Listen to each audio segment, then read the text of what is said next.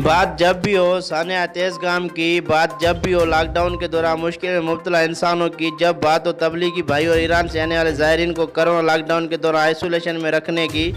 जब बात हो किसी हादसे की, जब बात हो किसी मौत और मैयत की,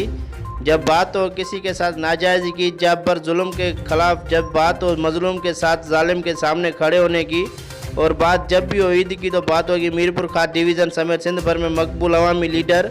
रुकन सिंध असम्बली सैयद जुल्फ़िकार अली शाह की, जिसके दिल के साथ घर के दरवाजे हर वक्त आवाम के लिए खुले हैं। सैयद जुल्फ़िकार अली शाह की रहायशगाह पर हज़ारों अफराद की आमद और ईद मिलने का सिलसिला जारी है। सैयद जुल्फ़िकार अली शाह के उताक पर कदीम सिंध की रिवायत मेहमान नवाजी और हाथ बांध कर खुशामदीद करने और बगैर रंग नस्ल ज़ात पात